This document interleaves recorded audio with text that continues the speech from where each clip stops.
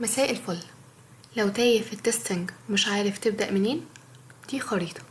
أنا عارفة إن أصعب خطوة هي البداية، وإنك بتشوف مصطلحات كتير يعني مانيوال توميشن اي بي اي، بتحس إنك تايه ومش عارف تحدد مستواك ولا تبدأ من أي طريق.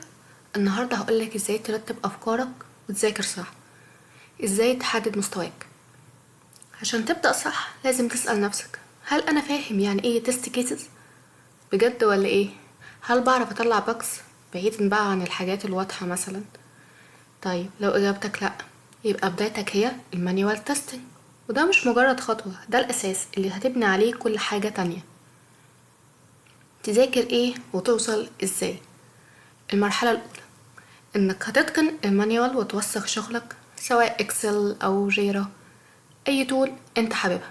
المرحلة التانية هتتعلم اساسيات، حاجات بسيطة زي ال HTML CSS عشان بس تفهم المتصفح بيفكر ازاي. ده ليه؟ ده لما تدخل في الاوتوميشن وانت عايز توصل للوكيتور لونش وتضغط انسبكت، وعايز توصل عن طريق مثلا ايه الاتريبيوت، هتبقى انت لما انت ذاكرت ال CSS وال HTML انت بس مش مذاكرة هتبقى فاهم ايه هو الاتريبيوت، مكانه فين، يعني ايه اصلا اتريبيوت وكده. فالمرحلة الرابعة هتدخل في الأوتوميشن بلغة برمجة واحدة زي مثلا الجافا، دي لغة بسيطة جدا وسهلة جدا في التعلم، وهتفهم اللوجيك قبل ما تحفظ الكود، فكل حاجة هتبقى سهلة بالنسبة لك. المرحلة الرابعة هتبدأ في الاي بي اي تيست. ليه؟ ده بقى الباك اند. انا كنت كل ده انت شغال يو اي يعني فرونت. طيب الباك بقى انا عايز اعرف البيانات وصلت صح، بنعمل اي بي اي تيستنج بأداة اسمها بوستمان. ليه؟ لانها هي حلقة الوصل.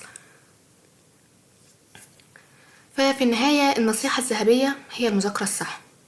اكبر غلطة هي انك تتفرج على فيديوهات وبس. المذاكرة الصح هي التطبيق العملي. موقع زي ديمو بلاز احنا عملنا عليه اكتر من 5 6 7 فيديوهات، وعليه كل حاجة. انت بقى تجرب بنفسك. يعني ايه؟ هطبق اللي اتعلمته، هجرب عليه المانيوال، الاي بي اي، الاوتوميشن، وانا عامله لك فيديو مجمع ال3 وعلى ديمو بلاس، فانت جرب وراجع وكله 100 100.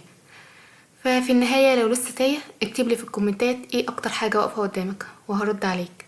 وما تنساش كلنا بدأنا تايهين، المهم انك تبدأ. سلام.